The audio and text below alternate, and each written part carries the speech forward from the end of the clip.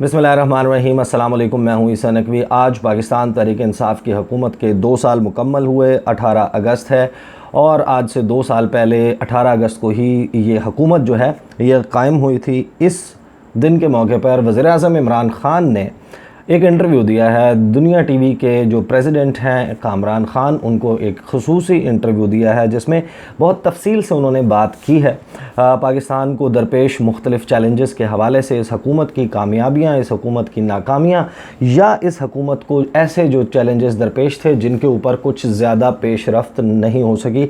इसके ऊपर उन्होंने तफसील से बात की। इसमें जो डोमेस्टिक इशूज़ हैं उनके ऊपर बहुत तफसील से बात हुई। PIA का इशू डिस्कस हुआ, जहांगीर तरीन का मामला ज़ेर बहस आया, उस्मान बुज़दार की कारकर्दगी के हवाले से बात हुई, उसके अलावा पावर सेक्टर के हवाले से, FBR के हवाले से, मुआशी चैलेंजेस, तफसील से इन तमाम चीज़ों का जो है वो तज़किरा किया गया। मेरा जो वीडियो का फ़ोकस है वो थोड़ा सा डिफरेंट है। मैं सिर्फ वो मामला डिस्कस करूँगा कि जो इंटरनेशनल मैसेजिंग और पाकिस्तान की खारजा पॉलिसी के हवाले से वज़ीर-ए-आज़म की पॉलिसी स्टेटमेंट, इसको कहा जा सकता है कि ये एक पॉलिसी बयान है पाकिस्तान के चीफ़ एग्जीक्यूटिव का कि पाकिस्तान की खारजा पॉलिसी की समत, उसकी राह क्या है। और इस जो इंटरव्यू है इसमें इसराइल, भारत, अमेरिका, चीन, सऊदी अरब और मुत्तहिदा अरब अमारात के हवाले से क्या पैगामात जो हैं वो उन्होंने आज दिए हैं, जो इसकी मैसेजिंग की है। कुछ तो उन अल्फाज से जो है वो अदा करके उससे जो है वो पॉलिसी वाज़ेह की, और कुछ जो अंडरलाइंग मीनिंग है, जो उनकी गुफ्तगू है, उससे क्या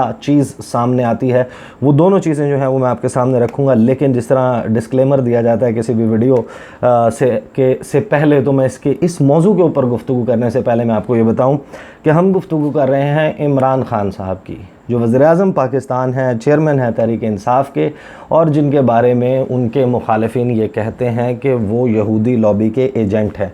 तो जो यहूदी लॉबी के एजेंट हैं इमरान ख़ान, उन्होंने आज कहा है कि इसराइल को मान लूँ, ज़मीर नहीं मानेगा। अब ये एक ऐसी बात है जो वज़ीर-ए-आज़म इमरान ख़ान इससे ज़्यादा बेहतर अल्फाज में शायद पुट ना कर पाते, इससे ज़्यादा बेहतर अंदाज में जो है वो ये बात शायद ना की जा सकती कि इसराइल को तस्लीम करना जो है वो ज़मीर का मामला है, कि अगर किसी बंदे का ज़मीर ज़िंदा है और उसने अल्लाह को जवाब देना। और इन्हीं अल्फाज में उन्होंने ये बात की है। एक तो ये वाज़े कर दिया है वज़ीर-ए-आज़म इमरान ख़ान ने कि पाकिस्तान की पॉलिसी कम अज़ कम उस वक्त तक जब तक वो इस मुल्क में वज़ीर-ए-आज़म हैं, जो मौजूदा टेन्योर है उसने ख़त्म होना है 18 अगस्त सन 2023 को, तो उस वक्त तक तो तस्लीम नहीं करेगा पाकिस्तान इसराइल को। उसके बाद हुकूमत किसकी होती है और वो क्या फ़ैसला करता है, ये ऑब्वियसली देखने वाली बात होगी। लेकिन इसराइल के हवाले से 2 से 3 चीज़ें जो हैं उन्होंने ऐसी की हैं जिनके हवाले से बात करना बनती है। एक तो ये कि उन्होंने डायरेक्टली कंपेयर किया है इसराइल के मसले को कश्मीर के मसले के साथ। उन्होंने ये कहा है कि अगर हम इसराइल के हवाले से अपने मौक़िफ़ से पीछे हटते हैं और इसराइल को तस्लीम करते हैं और फ़लस्तीन में जो मज़लूम आवाम हैं, जो लोग हैं, उनकी हिमायत जारी नहीं रखते, जो बानी पाकिस्तान कायद-ए-आज़म मोहम्मद अली जिन्ना का विज़न था इसराइल के हवाले से, जो उनकी पॉलिसी थी कि जिस वक्त तक एक 2 स्टेट सलूशन जो है वो नहीं रीच होता और 2 रियासतें और आज़ाद फ़लस्तीनी रियासत का क़याम अमल में नहीं लाया जाता, उस वक्त तक इसराइल को तस्लीम नहीं किया जा सकता। और यही पॉलिसी जो वज़ीर-ए-आज़म इमरान ख़ान हैं उन्होंने बिल्कुल वाज़ेह अल्फाज में बयान कर दी है। उन्होंने ये कहा है कि पाकिस्तान अगर इसराइल को तस्लीम कर ले तो फिर हमें कश्मीर के मौक़िफ़ से भी पीछे हट जाना चाहिए। एक ममासलत मौजूद है कश्मीर और फ़लस्तीन के मामले में, तो ये एक इंतहाई इम्पॉर्टेंट पॉलिसी स्टेटमेंट है। मैंने इस हवाले से ये एक वीडियो भी की थी जिसमें कहा था कि पाकिस्तान ने जो मौक़िफ़ दिया है वो इंतहाई लो लेवल के ऊपर पाकिस्तान की तरफ से स्टेटमेंट आई है। तर्जुमान दफ्तर ख़ारजा की तरफ से बयान दिया गया है। हालाँकि ये बयान जो है वो वज़ीर ख़ारजा, वज़ीर-ए-आज़म के लेवल पर आना चाहिए था। और ये आज मैंने उस दिन ये भी कहा था, लगता है कि 3 से 4 दिन में हुकूमत इस हवाले से कोई बयान देगी। और आज वज़ीर-ए-आज़म इमरान ख़ान ने ख़ुद ये अल्फाज अदा करके वाज़े कर दिया कि पाकिस्तान इसराइल के हवाले से कहाँ खड़ा है। एक तो ये बात जो है वो बहुत इंपॉर्टेंट थी। दूसरी जो सबसे इम्पॉर्टेंट बात थी वो सऊदी अरब के साथ ताल्लुकात के ऊपर जो वज़ीर-ए-आज़म इमरान ख़ान ने बात की।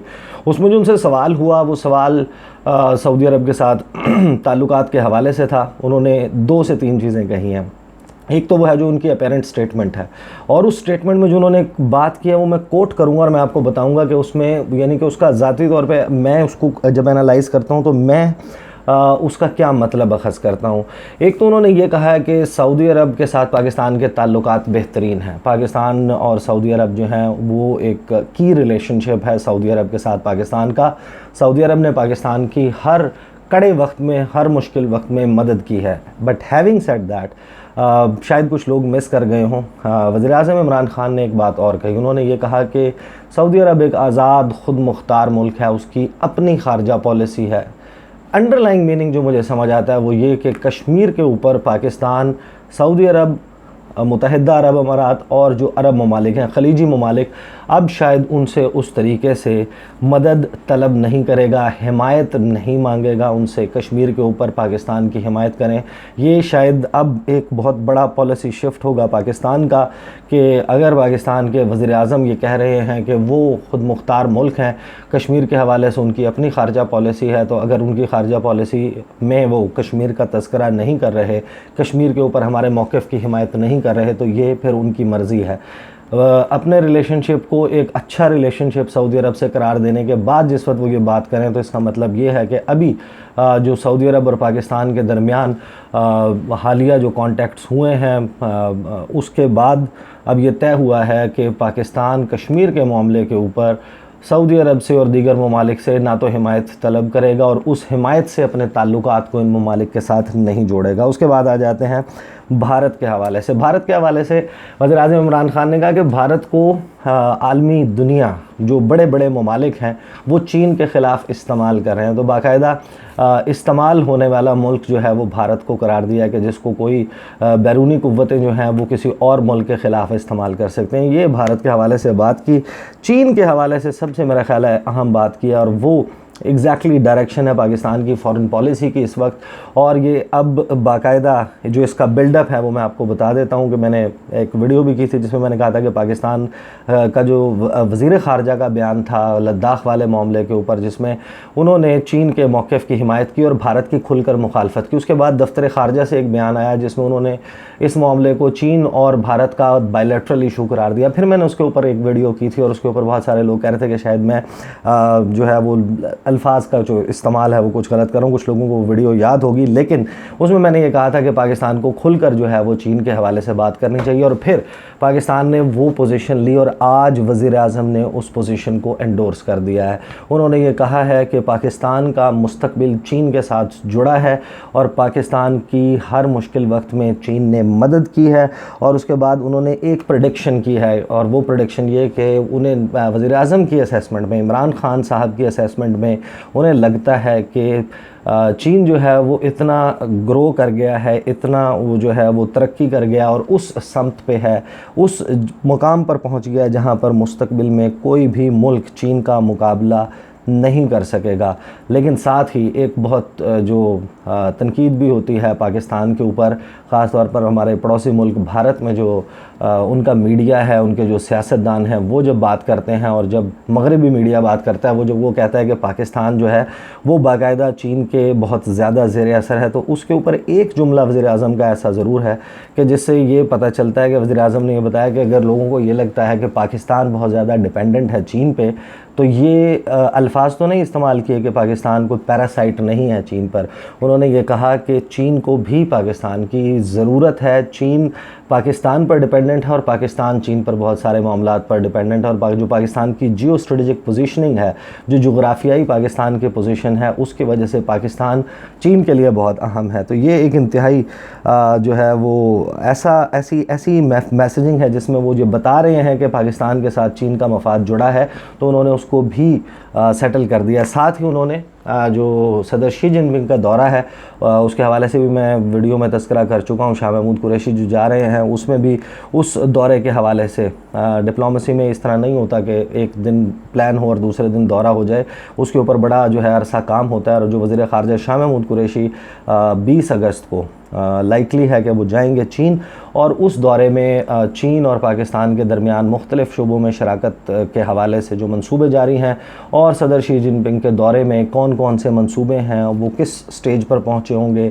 कौन से मेमोरेंडम ऑफ अंडरस्टैंडिंग्स जो है वो उन पर दस्तखत किए जाएंगे, कौन से मुआहदे होंगे, उसके ऊपर बातचीत करने के लिए जा रहे हैं। और ये जो दौरा है इसके हवाले से, जो सदर शी जिनपिंग का दौरा है, उसके हवाले से वज़ीर-ए-आज़म इमरान खान ने बताया कि ये होना था मई के महीने में, कोरोना वायरस की वजह से ये दौरा नहीं हो पाया, और अब उन्होंने डेट नहीं दी एग्जैक्ट, लेकिन ये कहा है कि सर्दियों का इंतज़ार करें, सर्दियों में जो है वो दौरा होगा सदर शी जिनपिंग का पाकिस्तान का। उसके बाद इसराइल के गोइंग बैक टू इसराइल के हवाले से जब गुफ्तगू हो रही थी, वज़ीर-ए-आज़म इमरान खान और कामरान खान उनसे सवालात कर रहे थे, तो उसमें जो उन्होंने सवाल किया कि इसराइल की पॉलिसी के अमारात ने, मुत्तहिदा अरब अमारात ने जिस तरीके से उसको तस्लीम किया है, तो उसकी गुफ्तगू के दौरान वज़ीर-ए-आज़म इमरान खान का जो बात थी कि उन्होंने कहा कि कोई और मुल्क क्या करता है, पाकिस्तान अब ये नहीं देखेगा।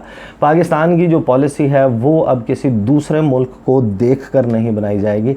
ये ज़ाहिर है कि इंतहाई अहम one of the most important statements ये ख़ारजा पॉलिसी के हवाले से वज़ीर-ए-आज़म ने जो बात की है, I think that this is very important if acted upon in true letter and spirit, के अगर जिस तरीके से वज़ीर-ए-आज़म ने गुफ्तगू की है, if Pakistan walks the talk, उसी तरीके से उस पर अमल दरामद करता है, और दीगर जो पाकिस्तान के दोस्त ममालिक हैं उनकी पॉलिसी को कॉपी नहीं करता, बल्कि अपनी ज़रूरियात को मद्देनज़र रखते हुए, अपनी कंस्ट्रेंट्स को देखते हुए पाकिस्तान अपनी पॉलिसी बनाएगा, तो obviously that is a good decision. बहरहाल ये ऐलान जो है वो वज़ीर-ए-आज़म ने किया, लेकिन साथ ही एक सटल अंदाज में उन्होंने ये भी बताया कि इस्लामी दुनिया में जो तकसीम है उसका तज़किरा किया। उन्होंने कहा कि सऊदी अरब के और ईरान के दरमियान प्रॉब्लम्स हैं, सऊदी अरब और टर्की के दरमियान प्रॉब्लम्स हैं, और पाकिस्तान की कोशिश ये है कि इन सब ममालिक को साथ लेकर चला जाए। कोशिश करेंगे इनके दरमियान जो है वो ताल्लुकात, उनमें कोई बेहतरी लाई जा सके। ये सारा जो फ़ॉरेन अफेयर्स है उसके हवाले से उनकी तकरीर में उनकी जो इंटरव्यू है उसमें अहम की मैसेजिंग यही थी। और जो गुज़श्ता 3 से 4 दिनों में डेवलपमेंट्स हुई हैं उसमें बाकायदा ये लग रहा था कि जिस तरीके से ओमान ने पहल की, उसने यूएई की स्टेटमेंट को वेलकम किया, और उसके बाद आज जो है वो सूडान की तरफ से इस किस्म के बयान आ रहे हैं कि जैसे सूडान भी बहुत जल्द बिल्कुल नक्शे कदम पर चलेगा मुत्तहिदा अरब अमारात के, और इसके साथ ही एक सिलसिला शुरू हो जाएगा जो अफ्रीकन मुसलमान ममालिक हैं और फिर खलीजी मुसलमान ममालिक हैं, वो यूएई की तर्ज पर इसराइल के साथ अपने ताल्लुकात को बढ़ाएंगे, बनाएंगे। मेरा ख्याल है पाकिस्तान ने पहल करके सारे मामले में जिस तरीके से अब ये ऐलान कर दिया वाशगाफ अंदाज में कि वो इसराइल को तस्लीम नहीं करेगा, ये बंद भी बांध दिया और एक मिसाल भी कायम कर दिया। बहुत सारे ममालिक जो स्पायरल ऑफ साइलेंस का शिकार हो रहे थे, और लगता ये था कि शायद वो मजबूर होकर हाँ में हाँ मिला देंगे इन बड़े ममालिक की, उनको अब एक आसरा पाकिस्तान की शक्ल में मिल गया कि अगर पाकिस्तान जो कि वाहिद एटमी मुल्क है मुसलमान ममालिक में, अगर वो तस्लीम नहीं कर रहा है इसराइल को और अपनी पॉलिसी वाज़े कर रहा है, तो फिर शायद पाकिस्तान की जो शेल्टर है उसमें बहुत सारे ममालिक अब ये फ़ैसला करें कि वो भी इसराइल के हवाले से सिमिलर मौक़िफ़ रखेंगे। मैंने कहा मैं आपके साथ ये सारी डिटेल्स शेयर कर दूं। अगली वीडियो में आपके साथ मुलाकात होगी। मुझे इजाज़त दीजिए। अल्लाह हाफ़िज़।